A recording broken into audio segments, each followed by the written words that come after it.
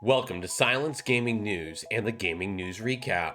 On this weekly series, we give you the highlights and news from the past 7 days. Several major events were held for gaming, like the Marvel and Lucasfilm Games Showcase, CD Projekt Red's Cyberpunk event, and Ubisoft Forward. We'll break down the most important highlights from these events and more for you. If you like the content, consider leaving a like and subscribing for more videos like this one in the future. Let's get into the news. CD Projekt Red started the week swinging by announcing several major things around Cyberpunk 2077. First, Cyberpunk Edgerunners, an anime set in the 2077 universe, was shown off with a very risque trailer. Viewer discretion is highly advised.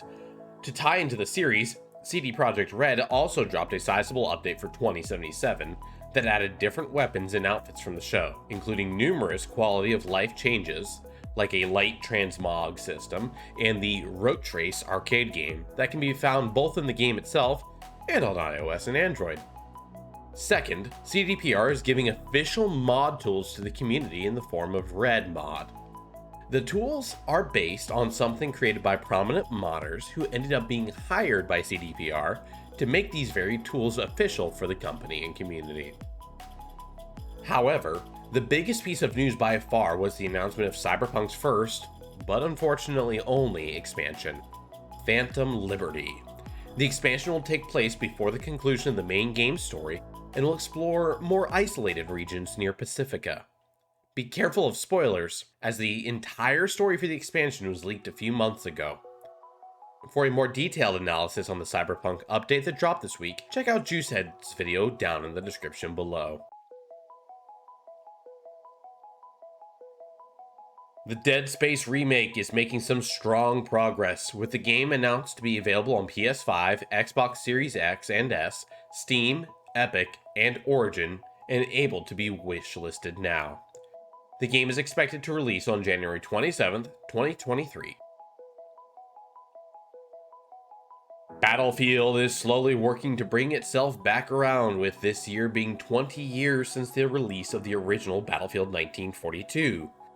The next Battlefield game that is already in development has been confirmed to have a full narrative campaign from a new studio, Ridgeline Games, which has a number of industry veterans on staff.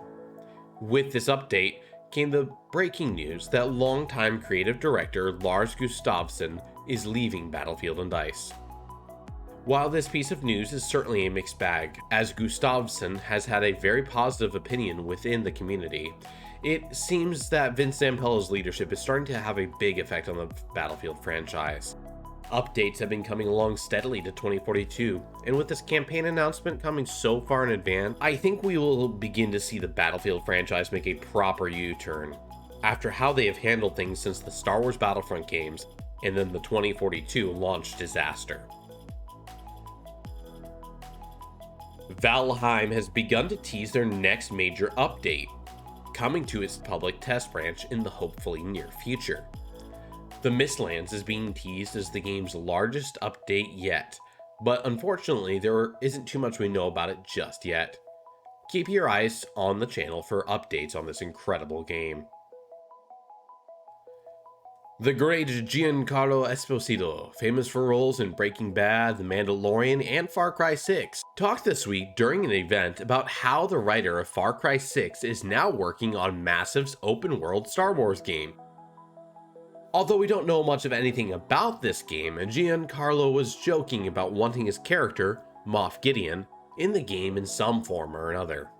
I would not take this in any way as a confirmation of the time frame, but we can count it as confirmation of at least one of the game's writers.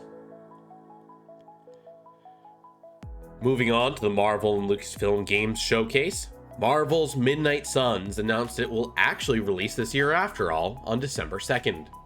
Pre-order is open on PS5, the Xbox consoles, Steam, and Epic. A brand new game from Amy Hennig's new media team was announced. Known only as Marvel Skydance's new media project, the game takes place during World War II and will feature 4 playable heroes in a young Steve Rogers Captain America, The Black Panther, who is Azuri, grandfather to T'Challa, Howling Commando Gabriel Jones, and Wakandan spy network leader Nanali. The game will be a narrative-driven adventure game. No other information is known at this point about this game. Unfortunately, all other information we got around the Marvel Game Showcase was focused purely on upcoming mobile titles. The Lucasfilm side was also unfortunately weak, with only an update for LEGO Star Wars: The Skywalker Saga being shown off.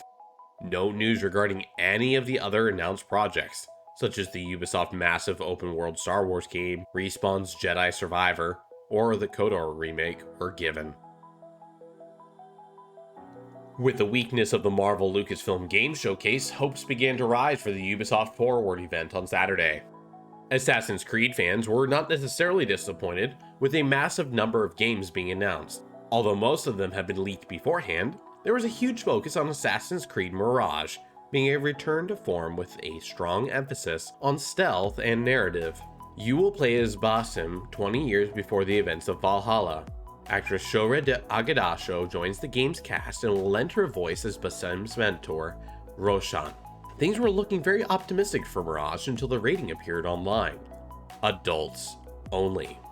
This was seemingly confirmed by the listing on the Xbox store page until late Sunday night, just before the time of this recording. An official update on the Assassin's Creed Instagram showed a rating pending instead of adults only. The initial AO rating appears to have been given due to real-world gambling. However, we are completely unclear if this was an error or just what's going on. With the shaky faith in Ubisoft due to their recent NFT programs, it's hard to give them the benefit of the doubt on this one. I'd be stunned if the game ends up being rated adults only. One more update as I've been about to publish. Ubisoft put out the following statement saying, some store pages display the game for pre-orders with an adults-only ESRB rating. While the game is still pending rating, we want to reassure players that no real gambling or loot boxes are present in the game. And I'll just say this, make of that what you will. 3 Assassin's Creed side titles, or titles of some variety, were also announced. Codenamed Jade, a mobile game set in China. Codenamed Red, a normal game set in ancient Japan, and codename Hex, a seemingly horror-style Assassin's Creed game. These 3 titles will be joined together by Project Infinity, described only as a player animus that will have some form of multiplayer involved. The reality is, despite talking about Infinity, we know next to nothing about what it's going to be. It almost sounds like some metaverse VR style idea that players can use to play the games, but that's just pure speculation on my part and nothing more.